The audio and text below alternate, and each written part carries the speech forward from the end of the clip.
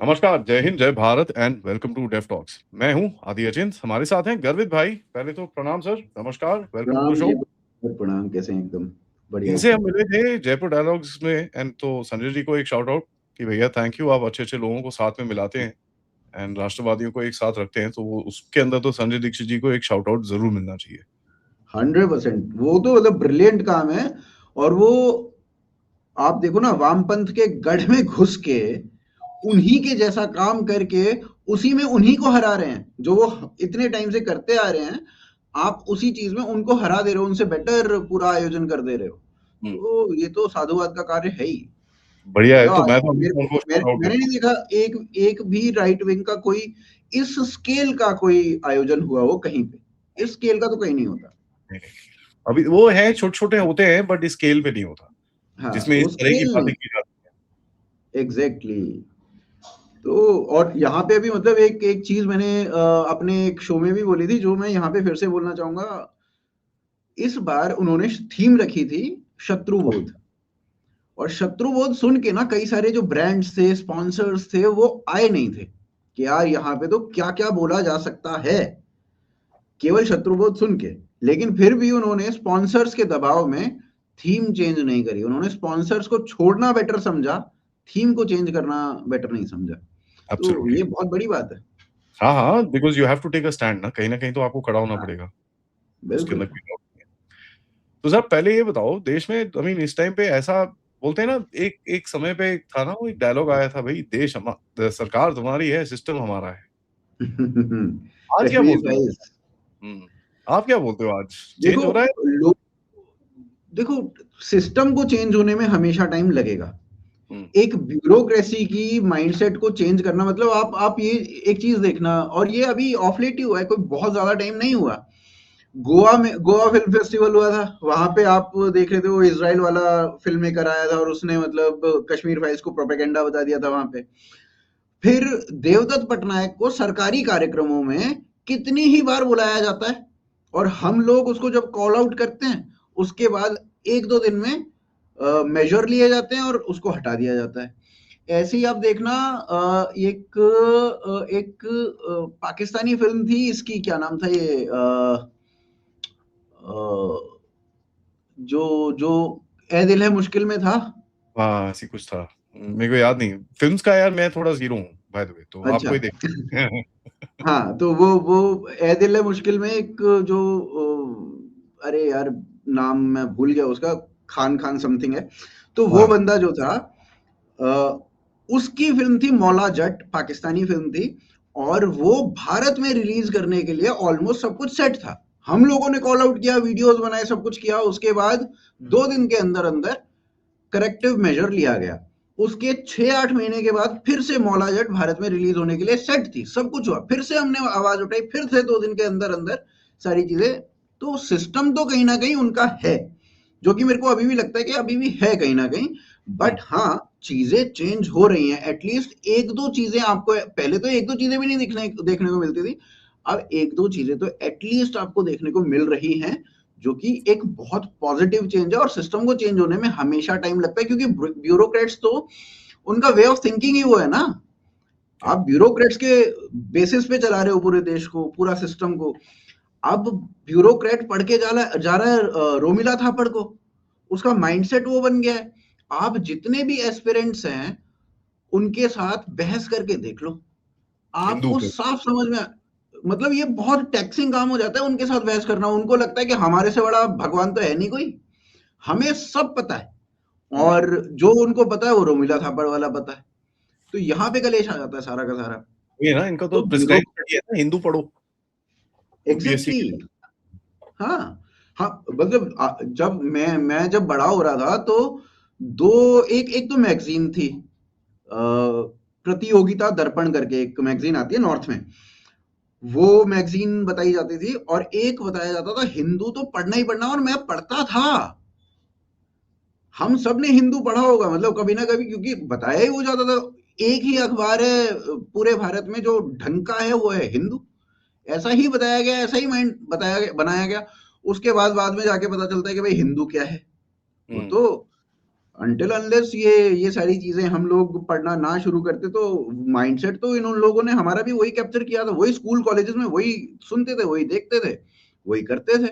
Rather मैं pledge लिखता था, तो मैं आज की डेट में अपने पुराने प्लेज पढ़ के देखता हूँ ना, तो उसमें कहीं ना कहीं लेफ्ट की एक आइडियोलॉजी झलकती है। तो ब्रेन वॉश हम सबका था, ओ माय गॉड पसंद आ गई थी, तो बाद में पता चलता है उसमें प्रोपेगेंडा है। वो 19 साल 18 साल के लड़कों को क्या ही समझ में आ रहा है। तो जब हमारा ये हाल था, तो सिस्टम ने क्या हाल बना रखा होगा और सिस्टम का क्या हाल होगा, वो तो आप खुद ही सोच सकते हो। एक चीज थी हमारे बचपन में ना, जब हमारा वो हुआ था, हम तो फौज के हैं भाई, ये सब टेढ़ी मेढ़ी बात करो तो जूते पड़ते हैं। तो कभी सही बात। हमारा हम्म। सॉफ्टवेयर ऐसे ही अपडेट हो रखा था कि भैया वो दूर ही रखो इन चीजों से। तो जहाँ आप ये सब चीज लेके आओगे तो वहां छुटाई होगी बड़ी जोर से। तो नहीं नहीं, वो हमारे साथ भी होती थी, छिताई हमारी भी होती थी, और किस इस तरीके की बातों पे भी हो जाती थी। पर आप देख रहे हो ना, ये तो कूल है, मतलब स्कूल हाँ, कॉलेजेस में यही बातें हो रही हैं, आपको कूल यही लग रहा है, और आप देख रहे हो कि बॉलीवुड के लोग यही बोल रहे हैं, तो आपका माइंडसेट कहीं ना कहीं, मतलब मैंने एक पोएट्री लिखी थी, और उस पोएट्री का सार था कि मारना है तो सोच को मारो, नई सोच कहां से आएगी, ये आतंकवादियों को मारने से क्या होगा, तो सोच को मारो इनकी। ये पोएम लिखी मैंने कभी बहुत स्कूल के टाइम पे, हम्म, और उस टाइम पे माइंडसेट पता नहीं क्या होगा, कैसे कैप्चर कर रखा होगा। और although I come from a family जहां पे जो जो मतलब मेरे दादा राम जन्मभूमि के उसमें जो कार कार सेवा हुई थी उसमें थे, मुलायम सिंह की जेल में रहे थे, बाप मेरे रे बाप। दादा वहां से आते मेरे दादा वहां से थे, एयरफोर्स से उनका ताल्लुक था। देन फादर सरकारी जॉब में थे, फोर्स वगैरह में नहीं थे, पर आप देखो माइंड तो फिर भी कैप्चर हुए सबके, और सरकार में तो कितना वही था कि हाँ, वो माइंड सबके कैप्चर हुए। ऑल्दो मेरे को खुद को लगता था द हिंदू, हिंदू में इसलिए पढ़ने लगा था, मतलब कूल तो था ही क्योंकि उसमें हिंदू आता था, तो I was a proud Hindu. But मेरी सोच कहीं ना कहीं ये बना दी गई थी कि यार टेररिज्म जो है ना, वो सोच से है, वो टेररिस्ट टेररिज्म नहीं कर रहा है। अब बाद में पता चलता है कि सोच तो कहीं और है, सोच तो एक किताब में है। तो उस वे से अगर देखा जाए तो भी ठीक है, सोच को मारो। अगर उस किताब को के हिसाब से आप बात करोगे तो किताब में है ना दिक्कत, तो उस विषय अभी मैं उसको वैसे कह सकता हूं कि भाई सोच वहां से आती है तो उसको मारो। ये डिबेट बड़ा बड़ा इंटरेस्टिंग होता है, क्योंकि इसके अंदर आप कि कोई सही आंसर नहीं है इसका। एग्जैक्टली। ठीक है, बट एक चीज तो आती है ना आपके सामने कि ये साला टेररिस्ट है, मेरे लोगों को मार रहा है, तो इसको तो मारना ही है। हाँ बिल्कुल। बेस बिल्कुल पॉइंट वो बाद में समझ आती है हमको कि हाँ यार, सोच तो अलग है, वो सोच को तो लड़ेंगे लड़ेंगे, बट इस साले को बिल्कुल, नहीं। पहले तो वही मरेगा, उसके बाद ही तो सोच मरेगी। करेक्ट। हाँ, डेटरेंस उससे क्रिएट होता है ना। Exactly exactly. देश में आज एसआईआर चल रहा है, और मैं हंसता हूँ उन लोगों पे जो एक टाइम पे सीए एनआरसी पे प्रोटेस्ट करा था। हाँ नहीं, मतलब ये तो हम लोगों ने इसके ऊपर बहुत चर्चा भी की है। जो एनआरसी जो शब्द है ना, वो अब टैबू हो चुका है। आप एनआरसी शब्द को यूज नहीं कर सकते। आप एनआरसी शब्द को यूज नहीं करके एसआईआर कर लोगे, क्या दिक्कत है? सेंसस कर लोगे। आप काम वही कर रहे हो, काम आप वही कर रहे हो जो एसआईआर जो इसने करना था, एनआरसी ने करना था। एनआरसी टैबू ही तो हुआ है, शब्द ही तो नहीं हुआ, काम तो वही हो रहा है, विच हाँ, is a very good thing. और इसमें इसमें सबसे अच्छी बात क्या है ना, कि जो बांग्लादेशी हैं उनको खुद को पता है कि यार अगर हम अपनी वेरिफिकेशन कराने जाएंगे तो हम फंस जाएंगे, वो खुद ही नहीं जा रहे हैं, which is a very good thing, कि वो खुद ही अपनी वेरिफिकेशन कराने नहीं जा रहे हैं। या तो वो खुद एटलीस्ट उनके वोट कट जाएंगे, अगर वो इंडिया में रहते भी हैं तो एटलीस्ट उनके वोट तो कट ही जाएंगे, इतना तो पक्का है। इंटरेस्टिंग चीज ये है कि आज जो वहां से वेस्ट बंगाल से फिगर्स आए, वो हम्म। देखे अब ये लोग, हम लोग सब बोलते थे भाई 2-2.5 करोड़ जाएंगे, ये होगा जी वो होगा जी, ये सब हमने हमने सबने बोला है ये चीज। हम्म। एक्चुअली स्पीकिंग उतने पे ही फोकस है। अगर आप देखो 54-55 लाख काटे हैं उन्होंने, और इन्होंने बोला जी 1.6 करोड़ लोगों को भैया आ जाओ, दोबारा वेरिफिकेशन कराओ। तो बात वही होगी ना, 2 सवा 2 2.5 करोड़ के बीच में। बिल्कुल, एनालिसिस बिल्कुल। एकदम फिट था। इससे आप ये आप देखो इसमें जो मैं अगर इसको अभी 3 महीने के बाद 4 महीने के बाद बंगाल में इलेक्शंस हैं। हुँ, अगर मैं इसको इलेक्शंस के पर्सपेक्टिव में देखूं तो बड़ा अच्छा एनालिसिस आता है। पिछली बार बीजेपी वर्सेस टीएमसी अगर उसकी बात करें तो TMC one by 28 lakh votes, right, 28 lakh वोटों का अंतर था। अभी आपके इससे दुगने वोट्स कट चुके हैं। और प्रीडोमिनेंटली किस कम्युनिटी के कटे होंगे, क्योंकि बांग्लादेशियों ने तो अपना वही रजिस्टर ही नहीं किया अपने आप को, अपने वेरिफिकेशन के लिए ही नहीं गए हैं, तो उनके वोट तो सीधे सीधे कट ही जाएंगे। जब वो कट जाएंगे तो एक बहुत बड़ा चंक जो है वो टीएमसी का खत्म हो जाएगा, और वो इसीलिए रो भी रहे हैं। ये हुँ। लोग इसीलिए रो भी रहे हैं, एसआईआर के अगेंस्ट ये वो प्रदर्शन भी कर रहे हैं इसीलिए। तो अगर सपोज करते हैं हम इसका 28-29 लाख वोटर भी जो होगा वो टीएमसी का होगा, तो ये तो डूब जाएंगे भाई। ये बहुत भयंकर कॉन्टेस्ट होने वाला है इस बार बंगाल का, जो कि देखने लायक इलेक्शन होगा इस बार। मेरे को एक चीज़ नहीं समझ में आती, देखो साहब, ये जो इतने सारे बैठे हुए हैं, आप देख रहे हैं यहाँ पे तो भाग रहे हैं इधर से उधर, इधर से उधर, इधर से उधर भाग रहे हैं, और योगी जी ने बड़ा इंटरेस्टिंग सा काम करा है। क्योंकि ये नेपाल में भागे, कोई इधर भागा, कोई उधर भागा, तो उन्होंने बोला भैया यहाँ पर पकड़ो, क्योंकि मुझे पता है वेस्ट बंगाल से इधर आए हैं तो साले यहाँ पर पकड़े जा रहे हैं अभी। तो इनको ब्लॉक कर दिया है उधर पे कि भाई यहाँ से तुम आगे नहीं जाओगे, हम यहाँ पर ही तुमको दबोचेंगे। इंटरेस्टिंग चीज़ ये है कि एक जो एक जो फ्रस्ट्रेशन दिखती है वेस्ट बंगाल के, एंड मेरे पास जो ग्राउंड पे रिपोर्ट आ रही है साहब, पुलिस ने बात सुननी बंद कर दी है, पता है? मैं तो कहता हूं कि पुलिस बात सुन ले और पुलिस कहे कि तुम मुझे एक दिन का मतलब हफ्ता वफ्ता तो उस तरीके से आप लेना शुरू कर दो, और आप ना एक दिन का मुझे 50,000 रुपया दो। इनके बस की तो है नहीं, 10,000 रुपए, 5,000 रुपए तो रोज का। कब तक दोगे? अपने आप भाग जाओगे यहाँ से। सबसे और आसान यही तरीका है। ममता की बात सुननी बंद कर दी है यार। अच्छा, ममता की बात तो सुननी, अगर ये ऐसा हो रहा है ना, तो उनको क्लियर दिख रहा है कि something is shifting, the tide is shifting. क्योंकि एक चीज आप याद करो 21 में ना, जब आरएसएस वाले जाते थे वहां पर सभाएं करते थे, ये लोग साले मुड़ के आते थे कुर्सियों पे, सही पता है बात आपको? है, सही बात है। आज एक इंसिडेंट नहीं आ रहा ऐसा। आरएसएस की तो जनसभाएं चलती हैं, आपको पता है। आरएसएस ने बंगाल के इलेक्शन के ये बिहार के इलेक्शन के मिड में अपनी एक टीम उधर वेस्ट भेज दिया। बंगाल भेज दी थी। हम्म, मिड से एक इनकी एक इंसिडेंट टीम नहीं लगी हुआ हुई है, और साहब, एक भी एक इंसिडेंट इंसिडेंट। अभी तक नहीं हुआ। यही आप केरला में करा के देख लो, आपको एक दिन में 10 इंसिडेंट ऐसे दिखते हैं जहां पे किसी का हाथ काट दिया, किसी को थप्पड़ मार दिया, किसी को तो, और यही हाल पहले बंगाल में भी था। इस बार नहीं देखने को मिल रहा है अभी तक, which is a very good thing. How do you see this, you guys? आप काफी पॉलिटिक्स को देखते हो, how do you see this trend? कई लोग तो ये भी मुझे बोलते हैं कि एक एक्सट्रीम थॉट मेरे पास आया कि साहब बीजेपी के कितने थे, मैं बोला 77। कहता साहब अगर ममता क्रॉस कर गई ना इतना, तो आपको मैं जो देना है आप मांग लेना मुझसे। हम्म हम्म नहीं, इनका वोट शेयर तो अच्छा था पिछली बार बीजेपी का। तभी मैं कह रहा हूँ केवल 28 लाख, बहुत बड़ा स्टेट है बंगाल, उसमें 28 लाख वोट से ही हारना बहुत बड़ी बात नहीं थी। हाँ, सीटें कम थी, वोट शेयर ठीक था। अब इसमें आप देखोगे कि जो शिफ्ट, जो एक तो आरएसएस वाली बात से पता चलता है कि हाँ, टाइट टाइट शिफ्ट हो रहा है। तो है। दूसरा, जो ये बांग्लादेशी थे अभी, इन्होंने फिर भी एक काम आज ही ऐसा हुआ है, इसको मुस्तफिजुर रहमान को केकेआर में इन्होंने लिया है आज। अब बांग्लादेश, ममता बनर्जी ने कहा होगा पिछली बार सारे बांग्लादेशी बैंड थे, अभी मेसी से मिलने के लिए शाहरुख खान आया था इससे, तो इनकी बात अगर हुई होगी इस विषय के ऊपर, तो कहीं ना कहीं ये एक मैसेज देने की कोशिश की जाती है कि बांग्लादेशी प्लेयर को ले लो।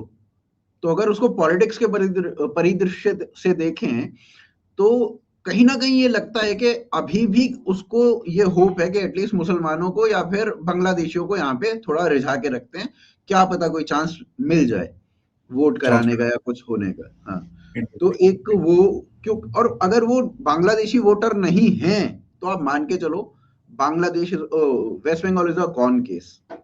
फिर ममता के लिए वो नहीं आ रहा है, ऑलमोस्ट फिनिश है उसके लिए। और टक्कर जो होगी वो बहुत भयंकर टक्कर होगी, बीजेपी एटलीस्ट टक्कर दे रही है भयंकर वाली, या फिर हो सकता है जीत जाए। It is too early to say that, but उसके बाद जैसे जैसे इलेक्शंस पास आएंगे वैसे वैसे ज्यादा पता चलेगा, बट टक्कर है। क्योंकि एक एक चीज मेरे को दिखती है, इन्होंने सारे पेचड़े कर लिए भाई, हम ये हाँ। नहीं होने देंगे, वो हो गया। सबसे बड़ी चीज है कि साहब अगर आप देखो 2 स्टेट से इस देश में जिन्होंने बोला था हम वक्फ लागू ही नहीं करेंगे, हम्म। ठीक है। और तमिलनाडु के बारे में तो बड़ा मेरा मेरा ये दिमाग चल रहा है कि ये जो वो मंदिर का वो जो पूरा चीज चल रहा है ना, वो एक कवर अप है साहब। क्यों क्यों पता है आपको? हम्म। जिस दिन ये मंदिर का कंडम हुआ, उसी दिन पे वक्फ लागू किया है इन्होंने तमिलनाडु में। अगर ये खुले में आके इन्होंने बोला कि भैया वक्फ लागू हो गया, तो मार खाएंगे। तो इन्होंने न्यूज साइकिल बदली है और कुछ नहीं है। हाँ, हो सकता है, कोई बहुत बड़ी बात नहीं है। और तमिलनाडु में देखो, तमिलनाडु वो जगह है जहाँ पे पूरे गांव को वक्फ प्रॉपर्टी डिक्लेयर कर रखा है।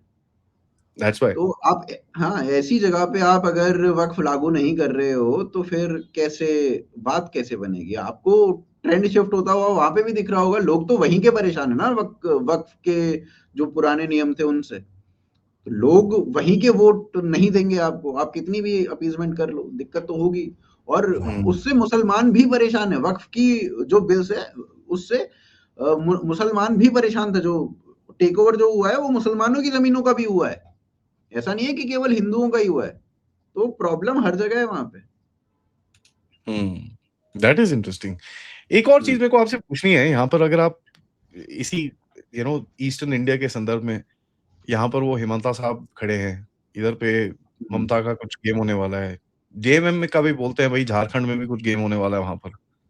पता नहीं हम्म। होगा नहीं होगा, इट्स वेरी डिफिकल्ट। बट एक चीज है, सिक्योरिटी के मामले में वो अलाइन हम्म। कर जाता है, वो ओपोज बिल्कुल। नहीं करता। वो चुपचाप, उसने हम्म। कभी वक्त, उसने एसआईआर के ऊपर कुछ नहीं बोला, उसने इधर उधर कुछ हम्म। बकवास नहीं करी है, तो he is aligned this way. जो इससे इम्पैक्ट लोकसभा राज्यसभा में आएगा, आपको क्या दिखता है यहाँ पर? बिकॉज ये एक जो विप विप डाली है इन लोगों ने, 19 तारीख की है ना हम्म। मेरे ख्याल से, जबरदस्त विप है। हाँ। क्या आ रहा है, पहले तो हाँ। क्या आ रहा है और इसका इम्पैक्ट क्या होगा वोटिंग पे? एक, मेरे को नहीं पता अभी क्या आ रहा है क्या नहीं आ रहा है, it is too early to say. मेरे ख्याल से हम्म। अभी परसों क्या आएगा वो इनको इनको भी नहीं पता होगा, कई मिनिस्टर्स को भी नहीं पता होगा ये तो, कि क्या लेके आ रहे हैं। मतलब ये तो लास्ट मोमेंट पे ही बताएंगे। बट कुछ इंटरेस्टिंग लग रहा है कि जिसके ऊपर इतना हंगामा है तो कुछ ना कुछ इंटरेस्टिंग तो होगा। पॉइंट इज, जो आपका दूसरा सवाल था जिसमें आप कह रहे थे कि बंगाल है, इधर से झारखंड है। आप इसमें ना ये चीज देखो, इसी ईस्टर्न पेरिफेरी को अगर हम बात करें तो आसाम पहले कांग्रेस का गढ़ हुआ करता था, भाजपा के पास आ गया। उसके बगल में बिहार, बिहार कभी, मतलब अभी भाजपा के पास है और बहुत टाइम से है। हम्म। फिर उसके बाद त्रिपुरा, जो कि कम्युनिस्ट हब हुआ करता था, वो भाजपा जीत गई। फिर उसके बगल में सेवन सिस्टर्स में तो आप देख ही रहे हो, वहां पे मोर और लेस भाजपा है, नॉर्थ ईस्ट में। तो बीच में इतने सारे स्टेट्स के बीच में बचता था केवल बंगाल, और कुछ नहीं है वहां पे, केवल बंगाल बच रहा है और इधर से झारखंड बच रहा है। झारखंड भी मतलब ठीक है, आपके साथ बहुत सारी चीजों पे अलाइन कर जाता है।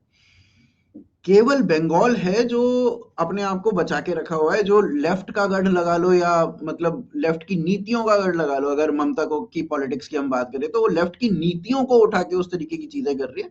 तो वैसे देखा जाए तो अगर इनका गढ़ बचा हुआ था तो केवल वो बंगाल था। अब बंगाल में भी अगर सेंध लग गई तो बहुत बड़ी बात हो जाएगी। त्रिपुरा जीतना बहुत मुश्किल था, अगर त्रिपुरा जीत लिया तो बंगाल भी जीता जा सकता है। तो ये एक इंटरेस्टिंग चीज है यहाँ पे। और जो जिस तरीके के तेवर हेमंत विश्व शर्मा ने दिखाए हैं, उसका इम्पैक्ट बंगाल में जाना लाजमी है।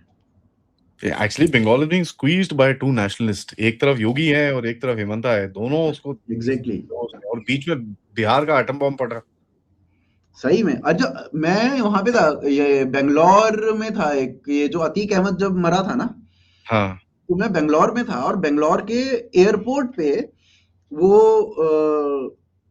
आया, मतलब फ्लैश हुआ, और वहां पे लोग वो योगी के बारे में बात कर रहे थे, मतलब कन्नडिगास वर टॉकिंग अबाउट योगी, और दे वर ऑल प्रेजिंग हिम।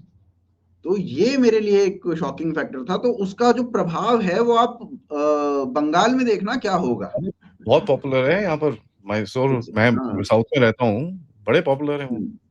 योगी जी साहब ji is ji, very popular here, there is no question. Exactly. Modi ji हाँ, का तो देखिए, यही मैं कह रहा हूँ ना, बंगाल में इसका जो इम्पैक्ट है, योगी जी का जो इम्पैक्ट है वो कितना तगड़ा होगा। आप देखो अभी जो बिहार में 18 रैली करके आए हैं यहाँ पे, बिहार के अंदर 18 रैली करना छोटी बात है। हम्म, और वो भी बाकी के जो जहाँ पे नहीं किए वो भी कह रहे थे कि एक योगी जी की रैली करवा दो। उन्होंने कहा कि भैया अब और नहीं हो पाएगा, रहने दो, इतना ही कर सकते हैं हम। और तो यहाँ पर बोलते मतलब हैं आप, भाई अमित शाह और योगी के बीच में पंगे हैं, ये हैं वो है। मैं बोला भैंस की ये कहाँ से? ठीक है, अगर पंगे हैं भी तो इंटरनल पंगे सबके बीच में होते हैं, और आप उसको देखो ना, प्रतिस्पर्धा है एक तरीके से। वो पॉजिटिव भी हो सकती है, नेगेटिव भी हो सकती है, और हर चीज को, जो चीज आपके सामने है ही नहीं, जिसकी प्रूफ ही नहीं है आपके सामने, उस चीज को आप केवल अजम्पशंस के बेसिस पे, केवल जेस्चर्स के बेसिस पे नोट नहीं कर सकते। आप जेस्चर्स के बेसिस पे ही तो बोल रहे हो ना कि ऐसा हो गया, उन्होंने 35 की लिस्ट दी थी, वो कोई भी अप्रूव नहीं हुआ, यही बोलना चाह रहे हो ना आप बस। तो वो ऐसा, इस तरीके से पॉलिटिक्स चलती नहीं है। मैंने एक चीज सोची थी योगी के बारे में कि भाई ये जो हम्म 2024 का इलेक्शन हुआ था उसमें अगर आपके 3 करोड़, ढाई पौने 3 करोड़ फेक वोटर थे, हाँ, पर ये तो 2019 में भी होंगे ना। यार मैं आपको सही में बताऊं, ये पूरा कंडम ना, लोग मानते नहीं है मेरी बात, बट देखिए हम्म कोविड के टाइम पे दुनिया भर में लोगों को भरा गया हम्म था। अच्छा। ये सिर्फ भारत का वो नहीं है, अगर आप देखोगे जो यूरोप में लोग घुसे हैं, जो अमेरिका में हम्म लोग घुसे हैं, साहब ये 2020 के बाद, 20 20 से 23, 22-23 तक जो पूरा फ्लश इन हुआ है ना एक बड़ा जबरदस्त तरह से, क्योंकि मैं आपको बताता हूँ रोहिंग्यास को जम्मू कौन लेके गया सर? हम्म कोविड के बीच में हुआ है सारा। हो सकता है, नो बिग डील। और इसमें एक चीज आप ये भी देखना कि मतलब जो 400 पार का जो नारा था ना, अब की बार 400 पार, वो बहुत बैकफायर करके गया।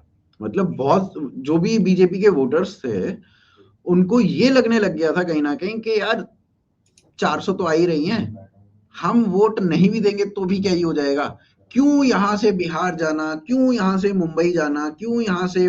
तो इस तरीके से ट्रेवल करके जो जाते थे लोग, बहुत सारे ऐसे, और ऐसे बहुत सारे लोगों को मैं खुद जानता हूँ, जिन्होंने कहा कि यार यही लग रहा था कि जीत जाएंगे, तो हम गए नहीं। तो ये भी एक बहुत बड़ा जो जो फेलियर था अब की बार 400 बार का, वो रहा है। हम्म, एक वो बाकी तो बात, एक बात आपकी एक सर बोलिए।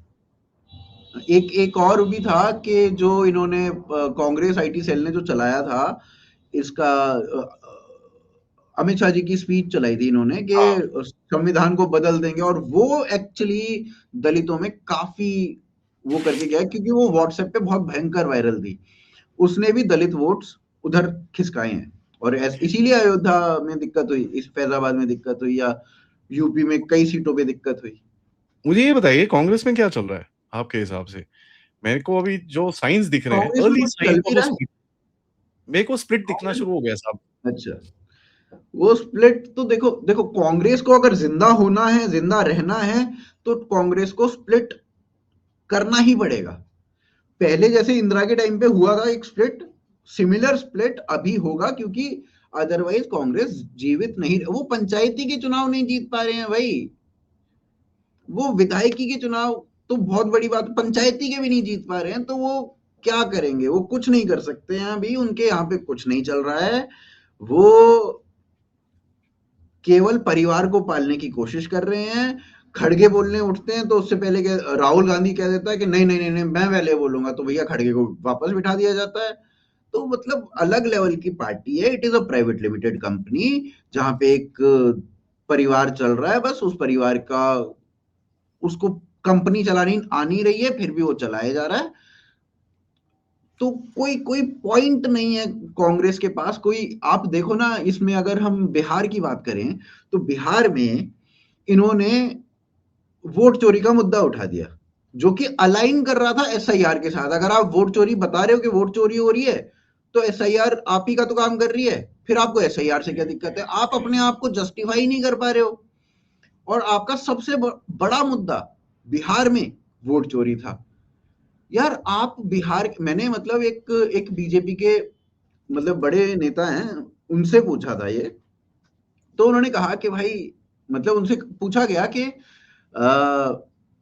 आप इसको क्यों नहीं बोलते, इलेक्शन कमीशन को क्यों नहीं बोलते कि वो कोर्ट वोट में चले जाए और मानहानि का दावा कर दे, कुछ ऐसा कर दे। तो उन्होंने कहा कि अच्छा है ना, ये इस मुद्दे को उठा के चल रहा है, इसके चक्कर में बाकी के जो मेन मुद्दे हैं जो बिहार को इम्पैक्ट कर सकते हैं, वो सब मुद्दे दबे हुए हैं। तो अच्छा है, करने तो हमारे तो फेवर में जा रहा है। तो उन तक को पता है, पर कांग्रेस को नहीं पता चल रहा है कि आपने 5 साल लोगों के माइंड को बनाया कि ईवीएम हैक हुआ, ईवीएम हैक हुआ, ईवीएम हैक हुआ। एकदम से आपने कह दिया कि नहीं, ईवीएम हैक नहीं हुआ, वोट चोरी हो गई। अरे भैया, पिछले 5 साल से क्या कर रहे थे? आपका मोमेंटम ही खत्म हो गया, आपने खुद ही मोमेंटम खत्म कर लिया। कर क्या रहे हो भाई? कहीं ना कहीं एक एक चीज में पकड़ो तो सही, तुम रोज ही पलट जाते हो यार, कभी इसमें कभी उसमें कभी इसमें कभी इसमें। आई मीन जाति तो भूल गए।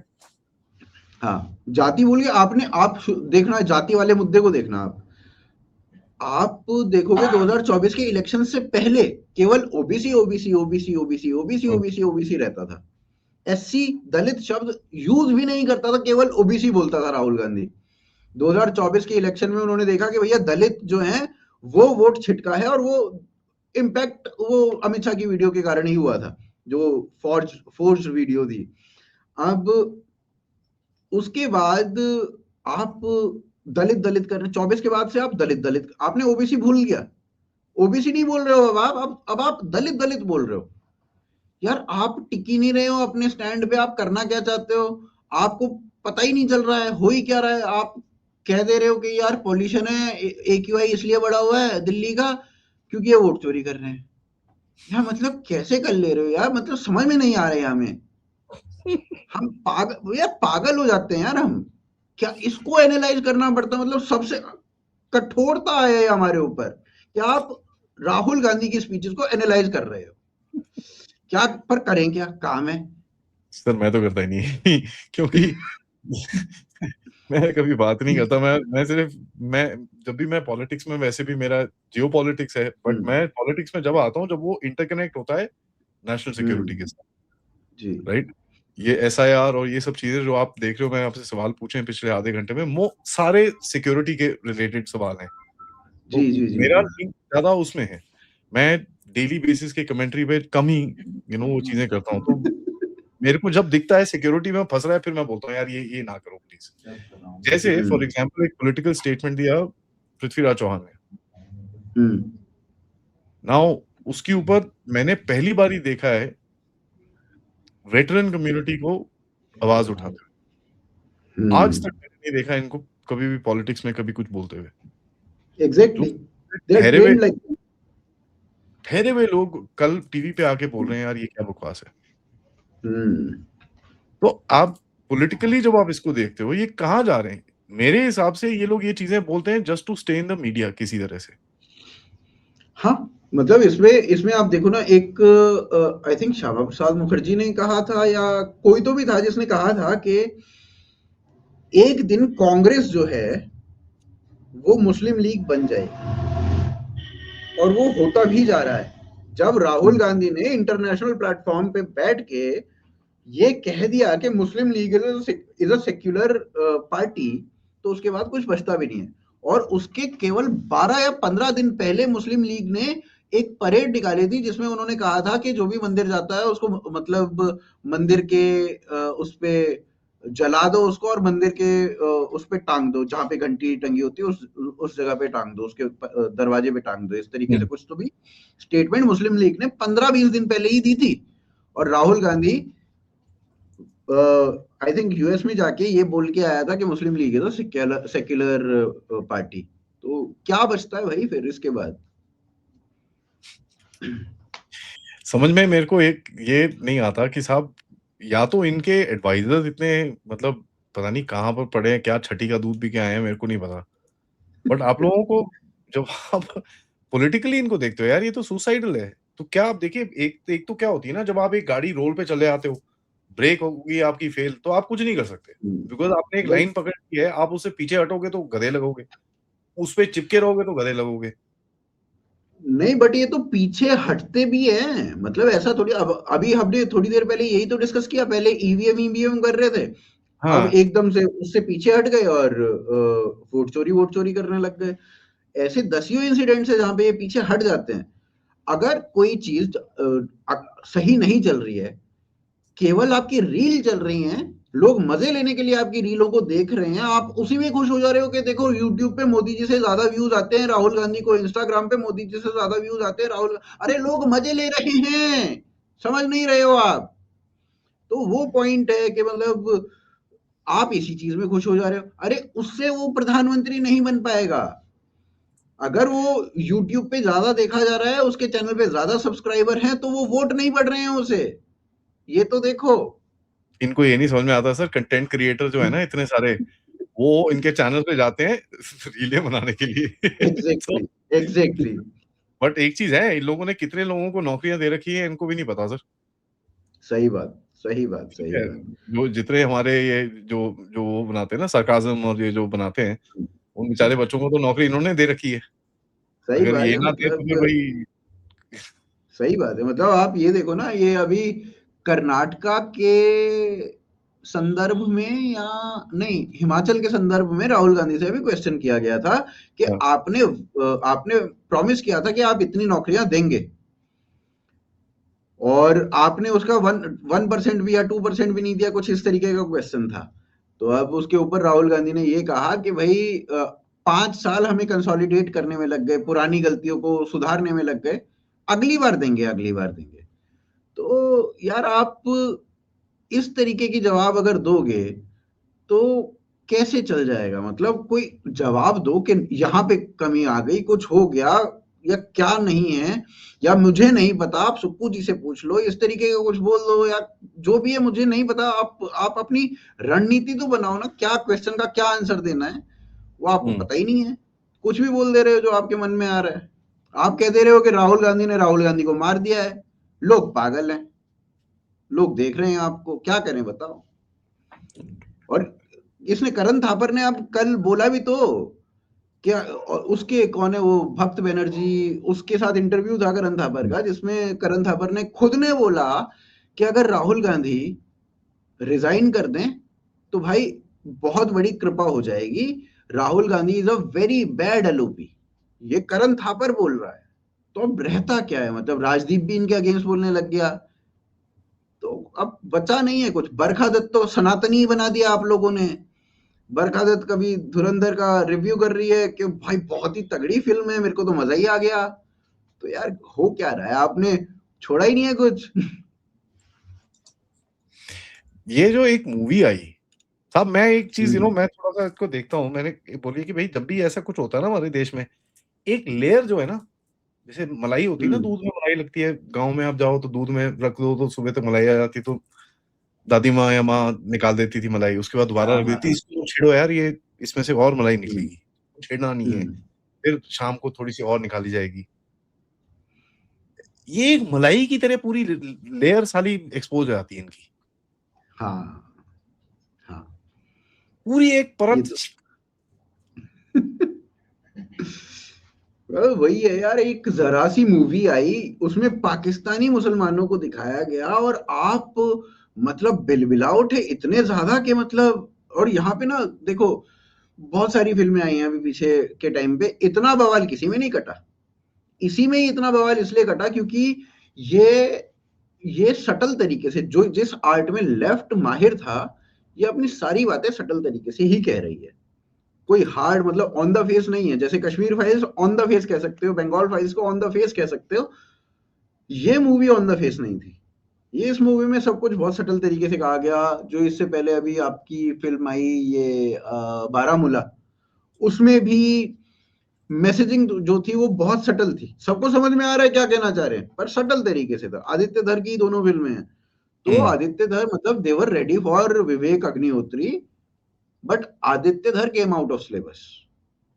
इनको समझ में नहीं आया ये करें क्या अब इसके ऊपर रिएक्ट। तो ये इसलिए अभी मतलब बंगाल फाइल्स में कोई हंगामा नहीं था, कुछ नहीं था। यहाँ पे हुआ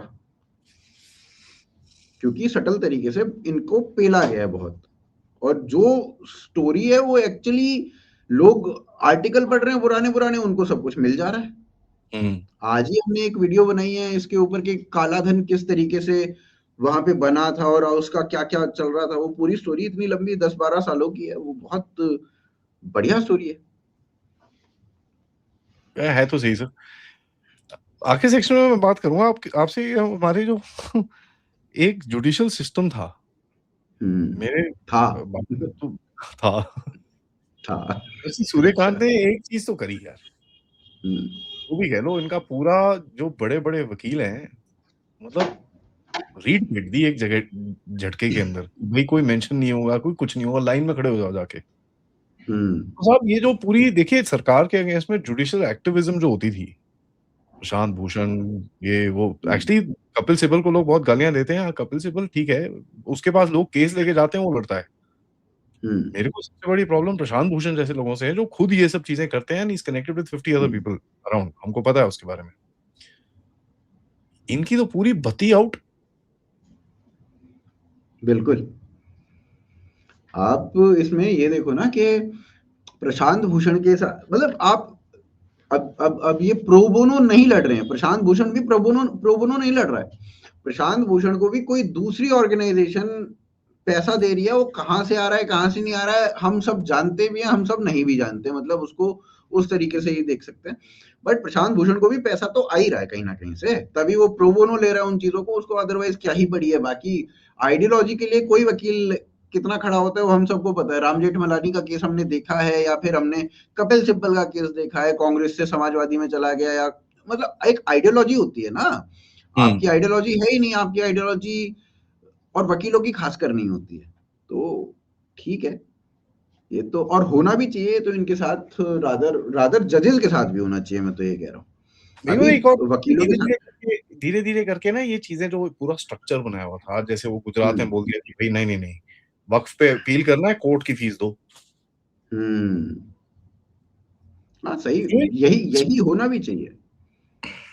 आप और हम जाएंगे तो हम तो सारा वहां पर हमसे तो डबल लेंगे वो, बिल्कुल बिल्कुल। है कि नहीं? आपके लिए रात के 2 बजे कोर्ट नहीं खुलने चाहिए भाई। क्या आपको फोन भी वीआईपी उठाएगा? ट्रीटमेंट किस हाँ, वही मैं कह रहा हूँ ना। आप हमारे लिए तो हमें न्याय कब मिलेगा? हम्म। उनके लिए तो आप 2:30 बजे रात को कोर्ट खोल दोगे, तो ये कोई पॉइंट है नहीं। और लोग देख रहे हैं, और सबसे बड़ी बात है कि क्रिटिसाइज भी कर रहे हैं। अभी इनको सबसे ज्यादा डर जो जो पूरे कॉलेजियम है उसको सबसे ज्यादा डर ही इस बात का लग रहा है कि लोग सोशल मीडिया पे बहुत ज्यादा क्रिटिसिज्म कर रहे हैं। और ये मेरे ख्याल सूर्यकांत ने बोला भी था कि इतनी हेवी क्रिटिसिज्म क्यों की जा रही है हमारी। हम्म। नहीं भाई देखो जैसे मैं एक बार मतलब, हाँ देख लो सर।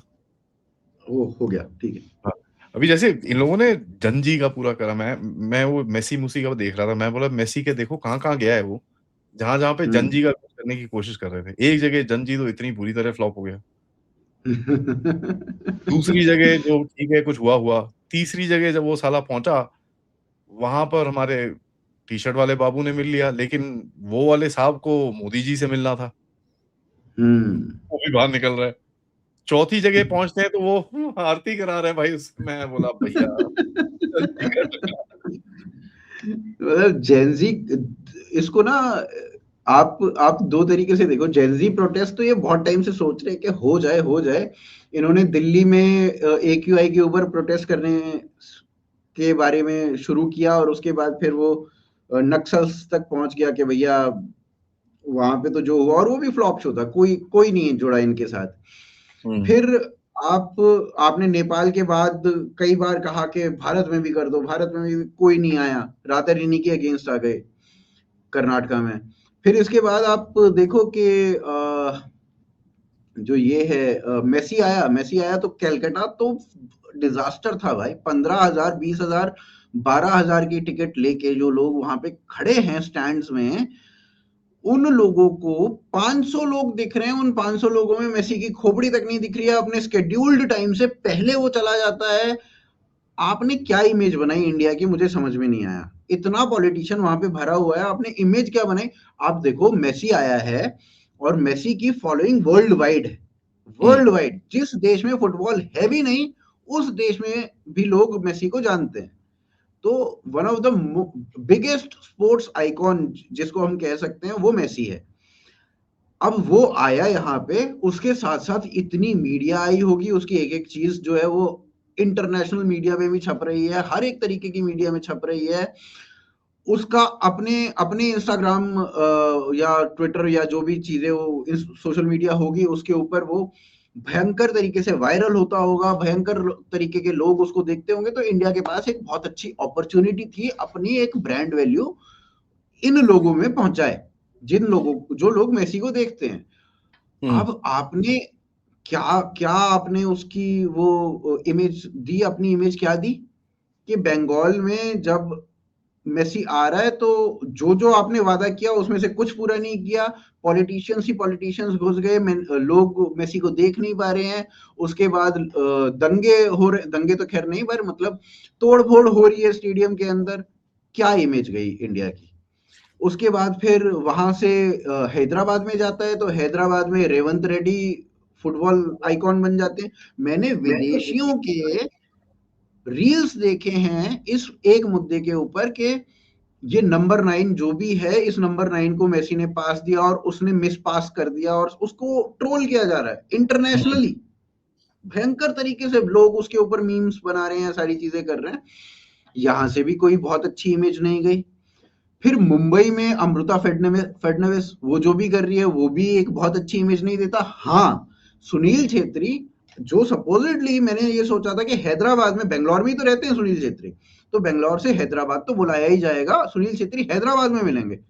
पर वो जाके वहां पे मिले, मुंबई में मिले, which was the best thing जो पूरे इस टूर की थी।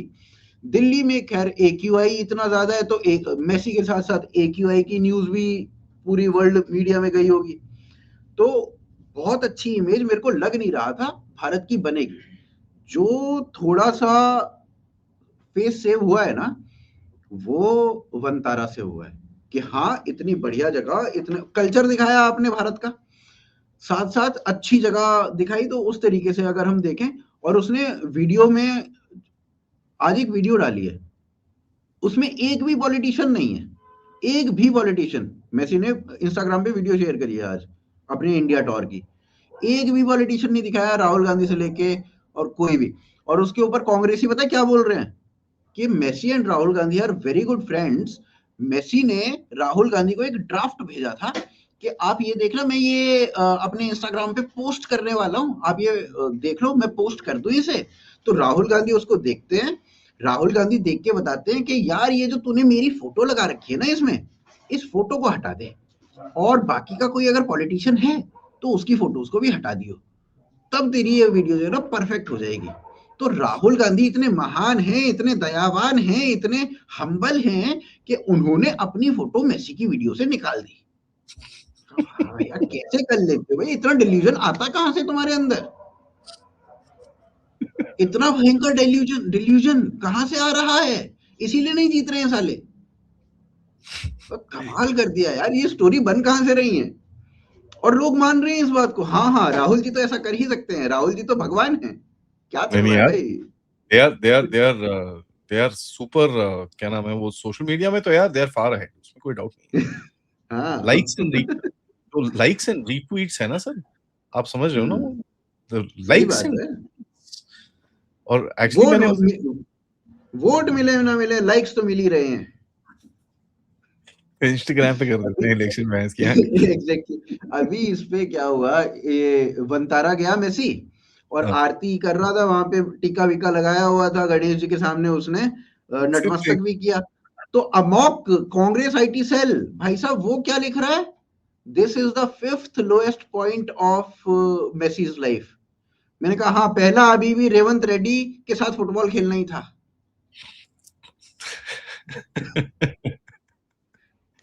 you notice that these guys, I mean, ये कहीं से भी कुछ भी पकड़ते हैं यार, मेरे को समझ नहीं आता। एंड देन आफ्टर दैट फटाफट डिलीट कर देते हैं उसके बाद, क्योंकि जब लोग कॉल आउट करते हैं, भाई हाँ, तुम अपने कमेंट पढ़ लो यार एक बारी। नहीं नहीं नहीं, वो कहाँ पढ़ना है भाई, कमेंट्स तो बिल्कुल नहीं पढ़ सकते। I mean it's so funny. Last में मैं आपसे एक चीज पूछूंगा, बस अभी जो हाँ जी। मोदी जी का जो आप इस टाइम पे देख रहे हो एटीट्यूड, नो नॉनसेंस टाइप हो रहा है अभी धीरे धीरे करके। जो चीज हम मांगते थे 2-3 साल पहले कि साहब थोड़ा सा टफ हो जाओ, थोड़ा टफ हो जाओ, धीरे हम्म। धीरे that is actually happening. And वो दिख रहा है अभी, now it's actually being seen. ये कहाँ जाएगा? हाँ, मेरे को देखो, मैं आई वॉज वेरी डाउटफुल जब 2024 में 240 सीट्स आई ना, आई वॉज वेरी डाउटफुल कि ये वाला टेन्योर कैसा जाएगा। मुझे कहीं ना कहीं ये लग रहा था कि डेवलपमेंट पे कोई भी कुताही नहीं बरती जाएगी, डेवलपमेंट होगा। हम्म, लेकिन आप अगर सिविलाइजेशन की बात करो या सिविलाइजेशनल इश्यूज की बात करो, तो उस पे ठंडे पड़ जाएंगे, ये मेरा मानना था। अब हुआ क्या, हुआ इसका उल्टा। आपने वक्फ के सबसे बड़ी लकड़ी जो थी वो वक्फ थी, आपने सबसे बड़ी लकड़ी उठाई है इस टर्म में, और ये बहुत बड़ी बात थी। आप टफ हुए, आपने मतलब हर हर उसमें बड़े काम किए हैं। डिमोनेटाइजेशन 2014 वाले पीरियड में किया, फिर 2019 वाले पीरियड में राम मंदिर वाला हो गया, 370 हो गया, फिर इधर ये इस वाले में वक्फ वाला हो गया। तो बड़ी चीजें आपने करी हैं, हर टेन्योर में करी हैं। लेकिन अभी लग रहा है कि हाँ, थोड़े उस तरीके से भी, और तुरंत रिप्लाई बीजेपी भी कर रही है, पहले नहीं करती थी, अब मोदी जी भी कर रहे हैं जो पहले नहीं किया करते थे, तो which is a good thing. It's very interesting जो शिफ्ट हो रहा है ना इस टाइम पे, जो हाँ पॉलिटिकल शिफ्ट हो रहा है, हाँ। जो एनवायरमेंटल शिफ्ट हो रहा है। पीपल अब थोड़े धड़के में बोलते हैं आप भागो यहाँ से। एंड कोई बकवास हम्म। पोस्ट करता है, आई मीन आप जैसे वो देखो, वो जो लड़की है जिसने आके वो बोला कि मोदी तेरी कबर खुदेगी, अब उसने तो बोल हाँ। दिया, अब वो वापस गई बेचारी के ऊपर कोई 15 केस लग गए हैं। हम्म। वो ऐसी फंसेगी, ना उसको कोई देखने वाला होगा ना कोई दिखाने वाला होगा। यार आप देखो ना कि ये एएमयू में नारे लगे थे सीएए के टाइम पे, मोदी तेरी कब्र खुलेगी खुदेगी या हिंदुत्व तेरी कब्र खुदेगी, एएमयू में नारे लगे थे ये वाले। तो उनके ऊपर कुछ नहीं किया गया था उस टाइम पे। अब केसेस हो रहे हैं, हमारे लोग जाग रहे हैं। सबसे बड़ी बात ये है कि हमारे लोग जाग रहे हैं, हमारे लोग केसेस कर रहे हैं।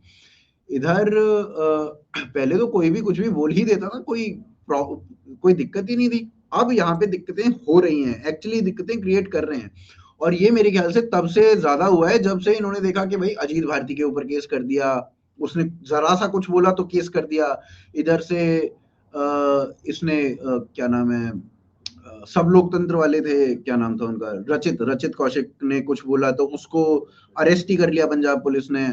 तो इनको यहां से लगने लगा कि जब हमारे साइड का मतलब राइट विंग का आदमी जब इस तरीके से बोल रहा है और उसको पकड़ा जा रहा है, अरेस्ट किया जा रहा है, या फिर उसके घर पुलिस पहुंच जा रही है, तो हम ही क्यों शांत बैठे हैं, हमने क्यों, वो अभी एक हुआ चीज मेरे ना को लगती है कि पीपीटी फैक्ट्स का हुआ ना बंगाल में, मैं बड़ा इंप्रेस हो गया यार। With in bloody 24 hours BJP की पूरी वहां टीम पहुंची, फटाफट उसको बाहर। यार ये पहले नहीं हुआ, this is not happening. Exactly. और बिल्कुल हमारे जैसे बिल्कुल। लोगों को थोड़ा सा सॉलेस मिलता है कि चलो ठीक है, हम लड़ते हम्म। हैं, एटलीस्ट कुछ गड़बड़ होगी तो बचाने आओगे कम से कम। ऐसा नहीं होना चाहिए एग्जैक्टली कि सारे हम फंसे हुए हैं वहां पर बेवकूफों की तरह। हाँ, नहीं पहले तो ऐसे ही होता था, पहले तो ऐसे ही होता था। रचित कौशिक के साथ यही हुआ था, उसका तो यही बात। चैनल बंद हो गया वो। उसने वीडियोस बनाना बंद कर दिया इस चक्कर में। आपका 1 मिलियन का चैनल खत्म हो गया, और आज से 3 साल पहले की, 4 साल पहले की बात है जब उसका चैनल खत्म हुआ। हम्म 1 मिलियन का चैनल था। तो आप देखो ना कि मतलब कितनी मेहनत लगी होगी और वो पूरा चैनल खत्म हो गया और आपने कुछ किया नहीं उसके लिए। बहुत, बहुत, बहुत किसका नुकसान? दिमाग खराब होता है यार एकदम से ही। अभी जैसे दिसंबर का टाइम है ना, तो एकदम स्लो हो जाता है बिकॉज़ सब लोग शादियों में बिज़ी हुँ। होते हैं, इधर होते हैं, सबके व्यूज़ डाउन होते हैं, सबका ये डाउन होता है। दिल बहल जाता है यार, दिमाग खराब हो जाता है, भाई क्या हो रहा है? What is happening? क्या हो गलती तो नहीं हो रही ये वो? You can imagine losing your entire this thing it's pretty bad. Exactly. तो गर्वित भाई अभी वो thank cheese you at least sorry बदल रही है। हाँ जी। हाँ, हाँ, मैं कह रहा हूँ अभी एटलीस्ट वो चीज़ बदल रही है which is a good thing जो देखने गुड को मिल थिंग रहा है। गुड थिंग हाँ जी, या थैंक यू सो मच यार आपके टाइम के लिए आपसे बात करके बहुत अच्छा लगा।